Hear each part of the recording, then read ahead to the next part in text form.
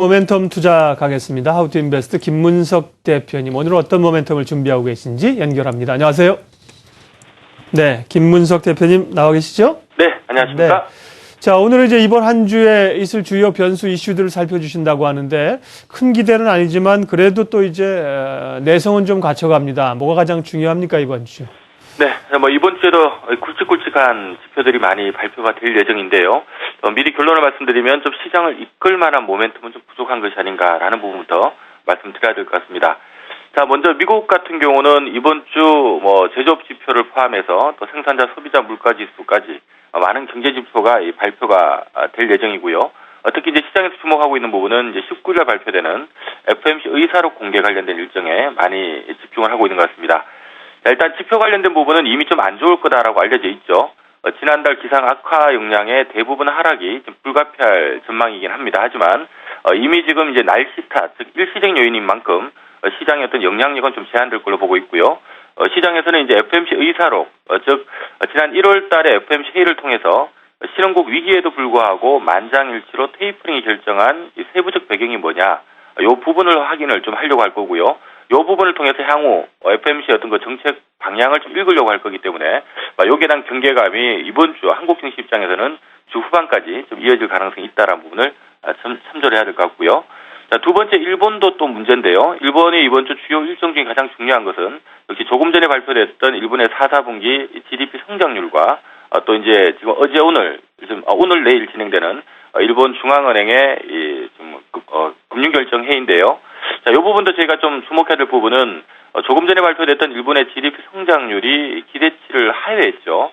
자, 이렇게 된다면 결국 일본이 오늘 내일 진행되는 이 금융정책 결정 회의를 통해서 혹시나 이 4월달 소비세 인상을 앞두고 추가 양적 완화를 한다든가 또 경기 부양책을 또 조기 발표하지 않을까라는 이런 경계감이 좀 있다 보니까 이런 부분이 시장에는 좀 부담이 될 것 같습니다. 기타 이제 중국이나 유럽 쪽에 제조업 PMI 지수, 구매 관리자 지수 발표되는 부분은 시장 영향력은 크진 않을 것 같은데요. 아쉽지만 미국의 FOMC 의사록 발표를 앞둔 경계감이나 또 일본의 이 금융정책 결정 회의에서 혹시 추가 경기 부양책이 나오지 않을까라는 경계감, 이러한 것들이 이번 한 주는 좀 답답한 흐름을 좀 만들어 나갈 가능성이 높지 않나 이렇게 보고 있습니다.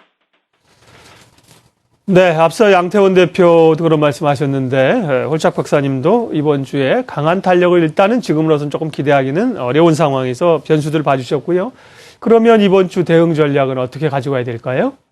네, 시장 분위기는 1900 깨고 올라오면서 좀 살아나고 있는 상황인데요. 이 시장을 끌고 계속 가기에는 좀 모멘텀이 역부족인 그런 상황이죠.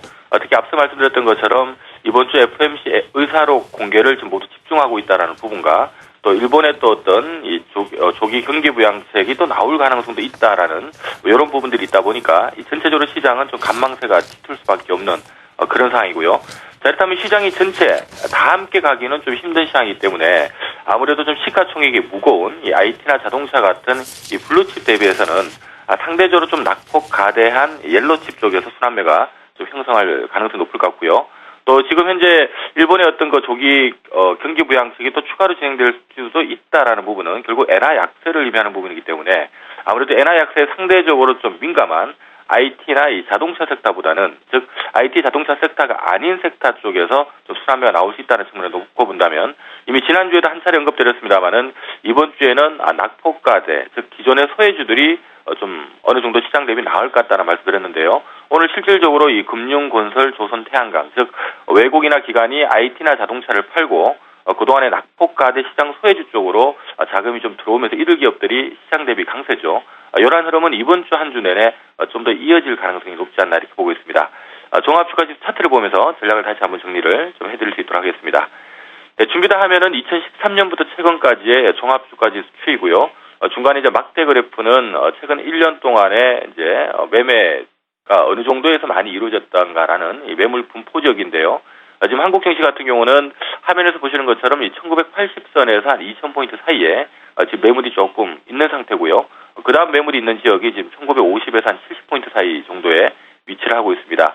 아무튼 1900이 깨지면서 너무 싸다란 매력과 함께 올라오긴 올라왔습니다만은 여기서 치고 달려가는 데 있어서는 지금 매물이 좀 부담이 되고요. 이 매물이 극복할 만한 강한 어떤 모멘텀 거리가 있다면 가능하겠습니다만은 말씀드렸던 것처럼 이번 주에 시장을 크게 주도할 만한 모멘텀이 상대적으로 강하지 않다는 걸 감안하면 지수는 이 1950선 사이에서 좀 주요한 박스권이 한 주 더 이어질 걸로 예상을 하고 있고요. 다만 요 기간 안에 시장 대비 초과 수익률을 낼 수 있는 쪽은 오늘 시장을 주도하고 있는, 즉 엔화 약세 상대적으로 좀 영향을 덜 받는 좀 내수주라든가 또는 낙폭과대 대형주 쪽에서 순환매가 좀 더 강하지 않을까 이렇게 보고 있습니다. 예, 홀짝 박사의 모멘텀 투자는 이번 한 주 있을 주요 이슈를 미리 좀 점검해 보고요. 전략 세워봤습니다. 오늘의 전략 고맙습니다. 네, 고맙습니다.